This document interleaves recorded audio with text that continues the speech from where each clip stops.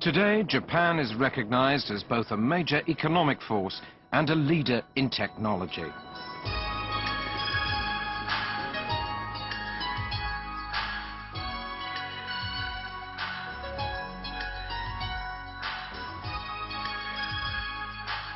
In the course of economic growth and the application of technology, Japan also earned a reputation as a heavily polluted country. This video is a record of some of these tragedies and the countermeasures that were undertaken.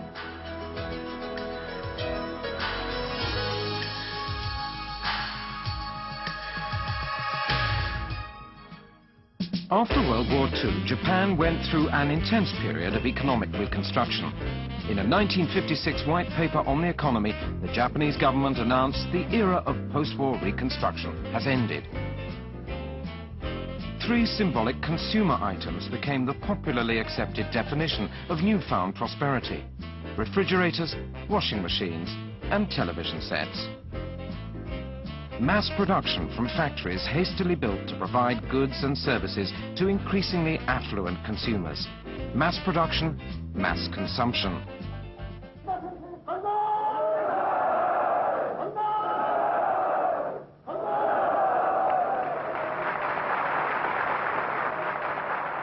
Japanese Prime Minister Hayato Ikeda proclaimed his income doubling plan to double real GNP within 10 years.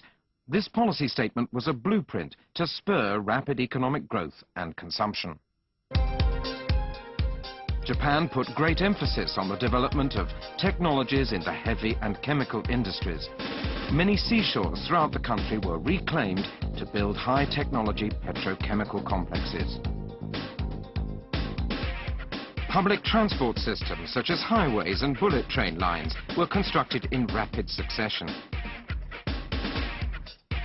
For many Japanese, the 1964 Tokyo Olympic Games were a declaration of the nation's entry into the world scene as a member of the leading developed countries.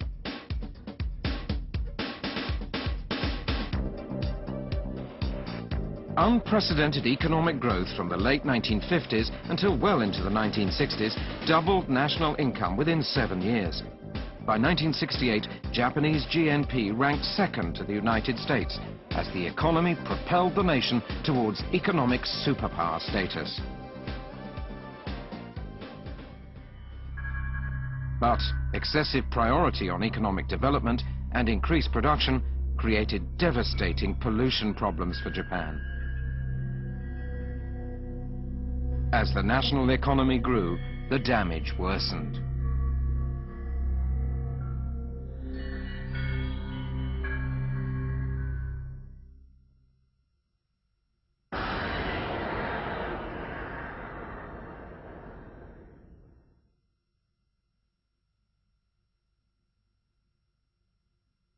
The Jinzu River runs from the central mountains to the Sea of Japan. The fertile paddy fields there were made over the course of 200 years by local farmers.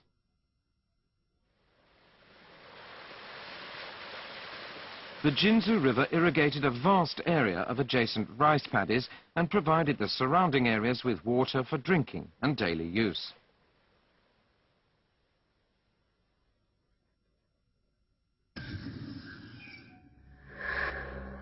At the upper reaches of the Jinzu River, the Kamioka mine began production in 1589. 3 centuries later, in the 1880s, industrialization turned the Kamioka mining station into the nation's leading smelter of lead and the byproduct sulfuric acid. Damage to agriculture can be traced back to early this century, when a strange disease, primarily affecting women, appeared in the Jinzu River basin. The disease was characterized by extreme pain throughout the entire body.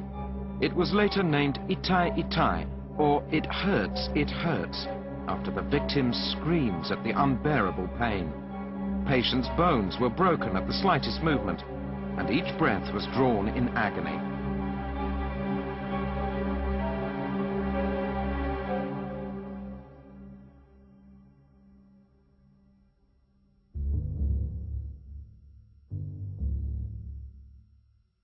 The cause of this affliction was a combination of malnutrition alongside cadmium in the drinking water and the food chain, particularly rice.